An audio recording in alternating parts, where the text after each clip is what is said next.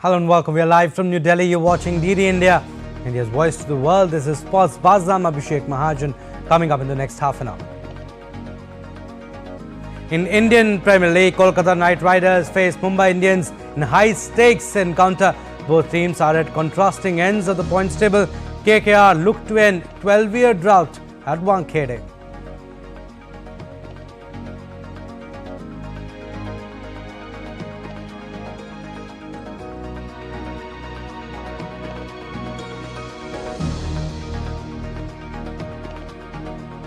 Bayer Leverkusen beat Roma to extend its unbeaten streak to 47 matches across all competitions, put one foot in Europa League finals. Atlanta hold Marseille 1-1.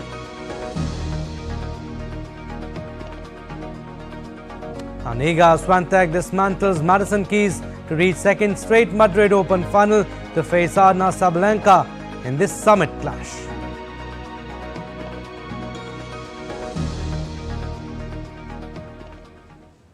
All right, we'll start with the IPL updates first.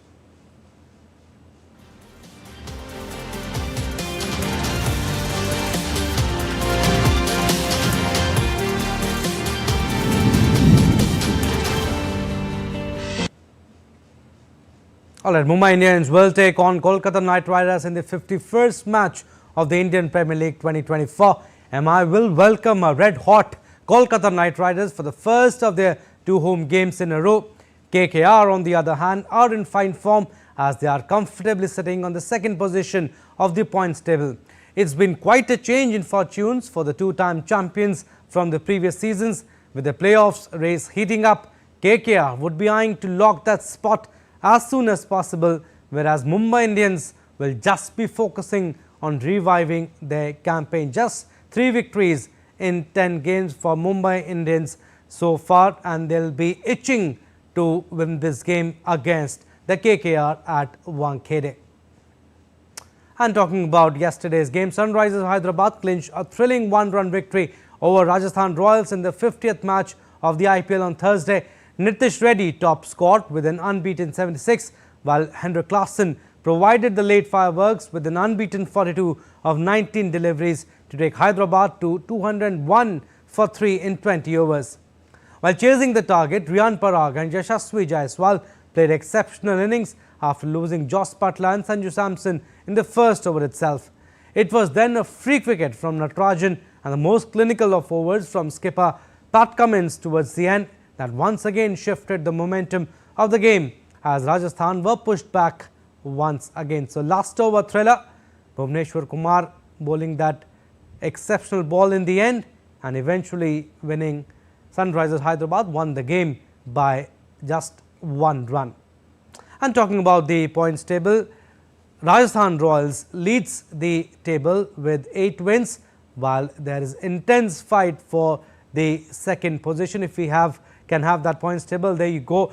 Rajasthan Royals, they have played 10 matches, 8 victories, 2 losses, and they are at number 1 position with 16 points. Kolkata Knight Riders just behind them with 12 pointers, and 3 teams are locked at 12 points. Kolkata Knight Riders, Lucknow Super Giants and Sunrisers Hyderabad, and 2 teams, Chennai Super Kings and Delhi Capitals, are at 10 points each, while Punjab Kings, Gujarat Titans are at 8 points, and Mumbai Indians and Royal Challengers Bengaluru, they are languishing at the bottom of the points table, and their spot at the playoffs look very, very difficult.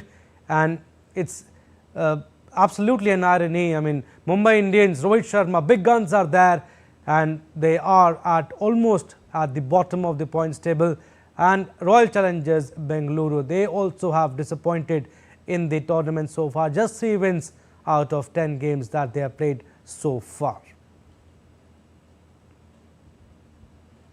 All right, let's take a look at the points table once again. Rajasthan Royals, they have been playing exceptional cricket. They lost the last game yesterday against Sunrisers Hyderabad. Otherwise, they would have been on 18 points. But yes, they are almost through to the playoffs. 8 wins out of 10 games. Kolkata Knight Riders, if they manage to win the game today against the Mumbai Indians, then they will be at 14 points. they will also almost book their place for the playoffs. They'll have 8 wins in 10 games if they manage to beat Mumbai Indians. Lucknow Super Giants, led by KL Rahul, they are at 12 points. So they have to play 4 games now, and they need to win at least 2 to make it to the playoffs. And same goes with Sunrisers Hyderabad also. They have played 10 games, 6 victories. Travis Head have been in super form. Also Abhishek Sharma, Henrik Larsson, we saw yesterday what he did, 42 runs of just 19 deliveries, playing and hitting the ball at merit. Sunrisers Hyderabad are also at 12 points. Chennai Super Kings, led by Ruturaj Gaikwad, they also need to win at least 3 games to make it to the playoffs. They are at 5th position, and then followed by Delhi Capitals, Punjab Kings, Gujarat Titans, and then Mumbai Indians, and then Royal Challengers Bengaluru. Moving on to our next story now. West Indies batter Devin Thomas has been banned for 5 years after admitting to 7 charges, including those related to match fixing in franchisee-based leagues in Sri Lanka, UAE, and the West Indies. The sentence will be backdated to May 23 last year, when the West Indies batter was provisionally suspended. The 34-year-old, who last played for West Indies in August 2022. Thomas admitted he agreed to fix matches in the Lanka Premier League, believing it was required for his selection, and accepted money from someone who approached him for match fixing in the Caribbean Premier League, but denied going through with a fix. All right, badminton now. The Indian men's shuttlers suffered quarterfinals exit from the Thomas Cup in Chengdu, city of China, on Thursday. India's Thomas Cup title defence came to an end in the quarterfinals after a 3-1 defeat to host China. Lakshya Sen recorded the only win as he came back from a game down to win the second singles rubber. The tie began with HS Pranoy clashing against world number 2 Shi Yu-ki. Despite taking the first game, Pranoy lost 15-21, 21-11, 21-14. In men's doubles, world number 3 Satvik Sairaj Rankireddy and Chirag Shetty did well to force a decider against world number 1 Liang Wei Keng and Wang Shang. However, the Chinese pair showed plenty of composure and won the contest. In the second doubles rubber, world number 11 He Jieting and Ren Jiangzhu each passed Dhruv Kapil and Sai Pratik 21-10, 21-10 to secure the tie 3-1 in China's favour. Talking about football now, the freshly crowned first-time Bundesliga champion Bayer Leverkusen extended its unbeaten streak to 47 matches across all competitions with a 2-0 victory at Roma in the first leg of the Europa League semi-finals on Thursday. A failed back pass from Roma right back Rick Karstorp resulted in the ball going to Alex Grimaldo, who then passed the ball to Florian Wirtz, who calmly slotted in.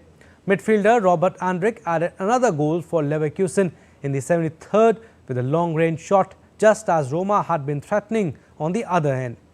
In the other semi-final, Atlanta drew 1-1 at Marseille. The second leg of the semi-finals will be held next Thursday. And Paris Saint-Germain defender Lucas Hernandez is expected to miss Euro 2024 after tearing his ligament during the match against Borussia Dortmund in Champions League first leg semi-final. The defender had to be taken off in the 42nd minute on Wednesday after suffering the left knee injury during PSG's 1-0 defeat in Dortmund. He will be undergoing a surgery. Hernandez had also ruptured his ligament during the 2022 World Cup in Qatar. The 28-year-old Frenchman started his career at La Liga side Atletico Madrid before moving to German giants Bayern Munich in 2019. Hernandez has been capped 37 times by France since making his debut in 2018. And pinpoint-headed goals from Trevor Chalobah and Nicholas Jackson earned Chelsea a 2-0 victory over London rivals Tottenham Hotspur in the Premier League on Thursday. The defeat dealt a blow to Spurs' hopes of qualifying for next season's Champions League. Former academy defender Chalobah headed the ball expertly into the top corner. It gave Chelsea a deserved lead after sustained pressure from the home side. Senegal's Jackson calmed home nerves against the run of play in the 72nd minute when his shot hit the bar and bounced down into the goal. The 3 points were vital for Chelsea towards a Europa League place after a disappointing season, while defeat left Tottenham Hotspur 7 points adrift of the top 4. And Manchester United manager Erik ten Hag said on Thursday that they have work to do in the transfer market in the close season if they are to get back to their best. Man United are 6th in the Premier League standings with 54 points, 13 less than 4th place Aston Villa and 6 below Tottenham Hotspur in 5th place. They have 4 matches left in the league season. Ten Hag flagged that United had suffered an alarming number of injuries, but they would still need new recruits after falling short of expectations. It has a lot of work, and yeah, it sounds a little bit like well, it's normal, but it is normal that when you go in a transfer window, but that the injuries have a big impact. So we know also we are still below the levels from the expectations that Manchester United has. So we have to catch up. And I'm now going into my 5th window. I think 2 windows were quite okay, 2 windows we missed. Yeah, and we have to make new improvements into this summer. But also there is a base in this squad, which is very good. And yeah, definitely the injuries have a big impact on our season. And Newcastle United's Italian midfielder Sandro Tonali has been handed a suspended 2-month ban by an independent regulatory commission after admitting breaches of the English Football Association's betting rules. The 23-year-old was also fined nearly $25,000 and warned by the FA as to his future conduct. Tonali's 10-month Football Federation ban for breaching rules on betting on matches in Italy means he will miss Euro 2024. Newcastle said in a statement, and I quote, "The banning period is fully suspended for the duration of 2024-25 season, meaning he will be available to return to competitive football upon the conclusion of an existing 10-month sanction imposed by the Italian Football Federation on 27th October 2023. Provided that he does not commit any further breach of the FA betting rules during the suspension period, Sandro will not serve any part of the 2-month sanction."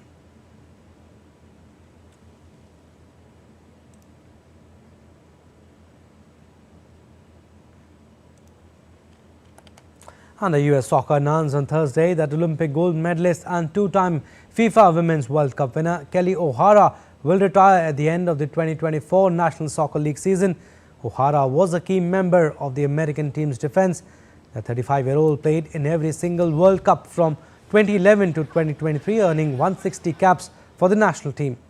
The winger is among one of only a dozen US women to have played in 4 World Cups. O'Hara plays for reigning National Women's Soccer League champions Gotham FC. She expressed gratitude, saying,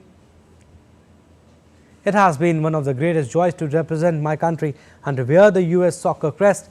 As I close this chapter of my life, I'm filled with gratitude. Looking back on my career, I'm also thankful for all the things I was able to accomplish, but most importantly, the people I was able to accomplish them with."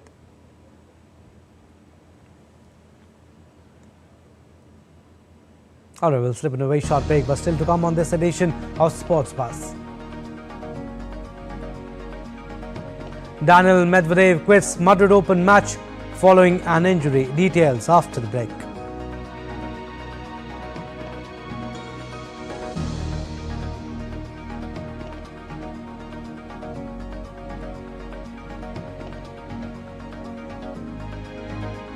And Paris inaugurates huge storage basin to help reduce pollution in the Seine River, venue of the Paris Olympics opening ceremony.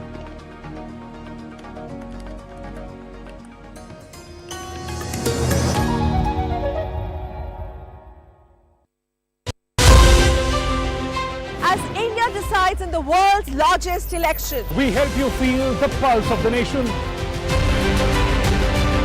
I am Sakal Bhatt. I am Shubhendu Ghosh. This election season, join us on a journey of India. We are in Assam. This is the tea city of India. From down south, Tamil Nadu. Discover the colors of democracy. Gateway to northeast of India. Coastal state of Kerala. Watch Full Pulse on DT India.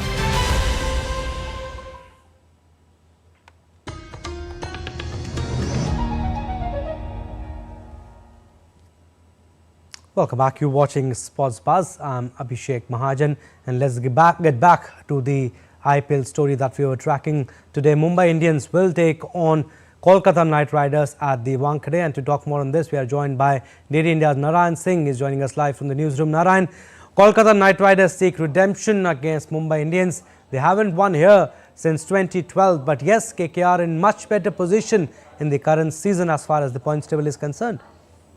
True, Abhishek. If you take a look, one team is at the top, at the number 2 from the top, and one team is at the second place from the bottom. So an exciting battle on the cards. As you mentioned that last time they won a match at the Wankhede Stadium, that is KKR team was in 2012, and it's a 12-year drought for KKR to win a match at the Wankhede Stadium. But this time the situation is quite different. The 5-time IPL champions Mumbai Indians are not looking in their mojo, because if you take a look, they have just throughout the tournament they lost many matches, and apart from that, if you take a look, the form of their hitters, especially in power play, they are not doing too good. The story of this MI team, if you talk about Suryakumar Yadav, Rohit Sharma, and if down the order Hardik Pandya, they are not doing, we can say that the expectations are a lot from these players, but they are not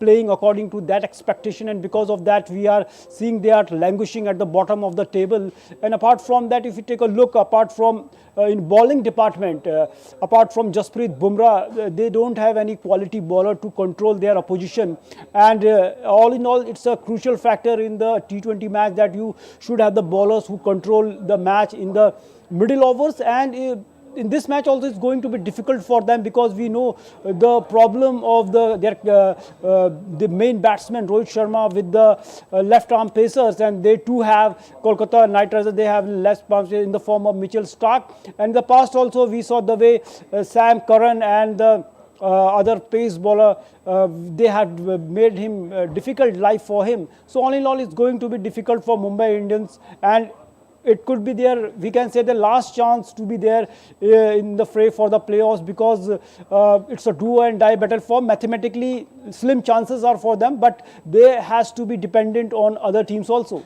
Absolutely, Narayan, like you said, and we are showing our viewers in the points table also just 3 wins out of 10 games that they have played. And like you said, I mean, their batting is not clicking. Bowling wise also, they are not doing that well, and change of captaincy also can be a factor. We all know Mumbai Indians are late bloomers, but they have not bloomed at all in the current season. But Narayan, talking about yesterday's game, what a game it was between Sunrisers Hyderabad and Rajasthan Royals. Last ball thriller, and Bhuvneshwar Kumar executed that last ball exceptionally well. Definitely, it's very tough to describe that match in words. If you take a look, it was filled with all the ups and downs, and at one point of time it was looking like that the KKR will easily, Rajasthan Royals will easily win that match. But towards the end, SRH just maintained their mojo, and because of after falling early wickets also, the way kudos to Nitish Kumar Reddy, the young player of the Sunrisers Hyderabad team, the way he handled the situation in the first match where he when he first time scored a half century in this IPL.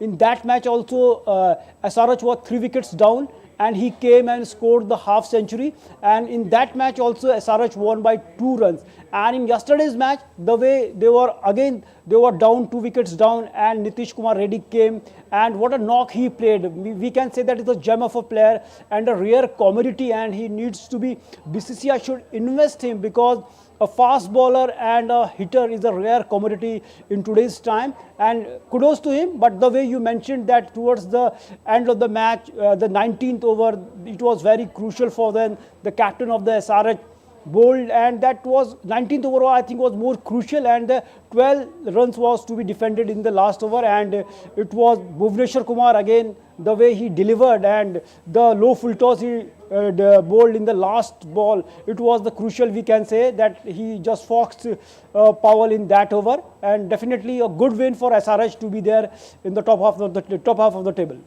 Absolutely good win for SRH, and they are currently at the 4th position in the points table.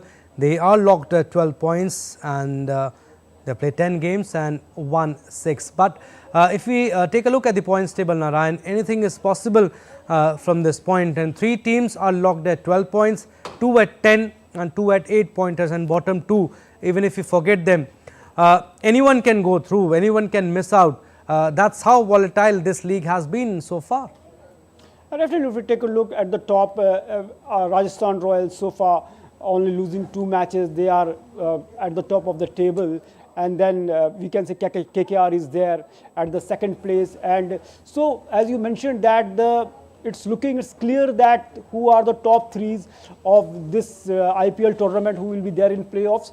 But down the order, if we take a look, the way the mathematical chances are there for teams like Mumbai Indians, but in that case, some miracles need to be happen. Other teams should continuously lose their matches, but it is not the possible scenario looking in the current situation, because if you take a look at the top 3 is already there, and down the order, the way CSK has a big chances to be there if they win their remaining matches. Similarly, Lucknow Super Giants also have some chances. So all in all, they have to play consistent cricket here from here, and there is no chances for any mistakes for any team if they want to be there in the playoffs, especially if you take a look the teams like RCB is also at the bottom of the table. So all in all, mathematical chances are there, but their campaign is looking, we can say, the all over from here. But Narayan, if you, Mumbai Indians, they have big guns. I mean, they have won the tournament more than 5 times. Royal Challengers Bengaluru also, although they have not won the tournament, but on paper they have a very good team, likes of Faf du Plessis, Virat Kohli, Maxwell is not playing, but still on paper they have a very good side. Patidar is also there. What do you think is going wrong with the big teams, the likes of Mumbai Indians or Royal Challengers Bengaluru? Abhishek, first I will come to RCB. As RCB, as you know, that as you mentioned that on paper it's one of the best team in the world, but what they have done mistakes is at the auction table. If you take a look, already they have the players like Faf du Plessis, Virat Kohli at the top of the order, and they bought players like Jack Wills, who is already an opener, and you are bringing again an opener. And after that, if you take Rajat Patidar, if you take he plays at the number 3, and now he has been pushed down to number 4. So they don't have a good middle order to control the match. And if you bowling wise also, if you take a look, they have their only Siraj they are relying on Siraj, but this season he is not clicking. So their bowling is also, we can say, that poor. If you talk about Mumbai Indians, the 5-time champions, one of the most successful team of the IPL history.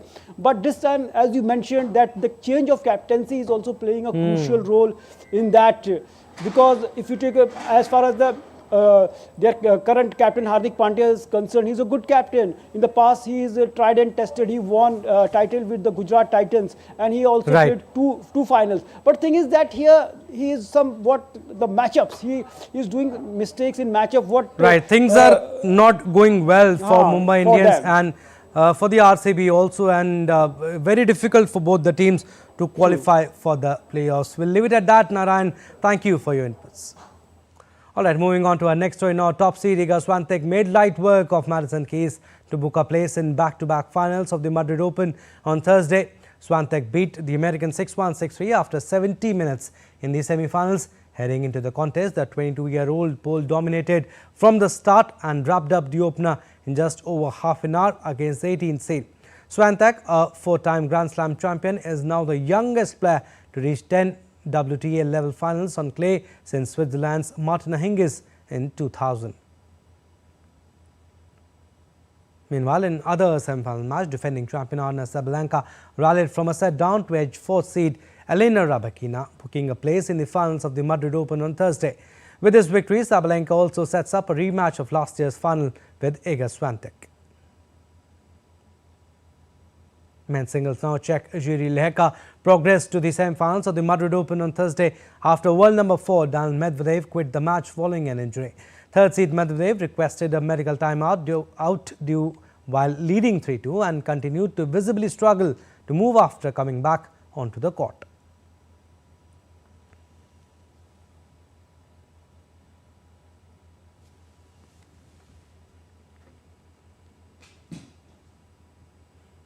And Paris Mayor Anne Hidalgo has inaugurated a colossal storage basin to help reduce the risk of pollution in the Seine River, which is the venue of the Paris Olympics opening ceremony.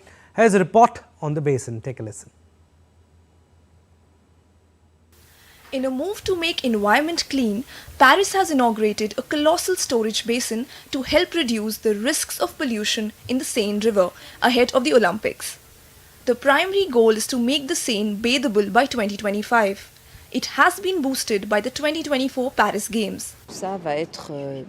All of this will obviously be useful, first of all, for the Olympics and Paralympic Games to allow us to guarantee with almost 100% certainty, given that some issues remain, that the water quality will be suitable for the events of Olympic and Paralympic Games. It will be a great moment. It's going to be a great show. And it is going to be very, very beautiful to see our city and our river in these conditions. And then on a daily basis, because what interests us is obviously we are not building a facility like this, one for 2 weeks of Olympics and 10 days of Olympic Games. We build this for it to be useful and to be useful to the population. The city has been building a storage basin capable of holding 46,000 cubic meters of wastewater to significantly reduce the risks of pollution in the Seine. It will now start to operate before the end of the month. The water will be tested every day during the Olympics to make sure it will be safe for the triathlons and open water swimming in the Seine. The games start on July 26th. The games served as a pretext, an accelerator, but this is above all for the legacy that it leaves. And that on a personal level, I find it wonderful. This is exactly our vision of these games, serving a territory, serving the inhabitants, serving the environment too, because there is less pollution in the natural environment. It's a river which has a better quality today than 3 years ago and which will continue to improve more and more. And I think that is also our collective responsibility to contribute to ensuring that our human activities can still help preserve this natural environment. Once the rain is collected in the Austerlitz basin, once water meets the required health criteria, it will then be poured into the Seine. The objective to make Seine water suitable for swimming is about to be realized. But any mishap during the Olympics could be a setback. Well, that's all for this edition of DD India Sports Pass. But do let us know your thoughts on the news of the day. For those on the go, you can get all the latest news and updates from India and across the world on the DD India mobile app. The app is available on both Android and iOS. Scan the QR code on the screen to download now.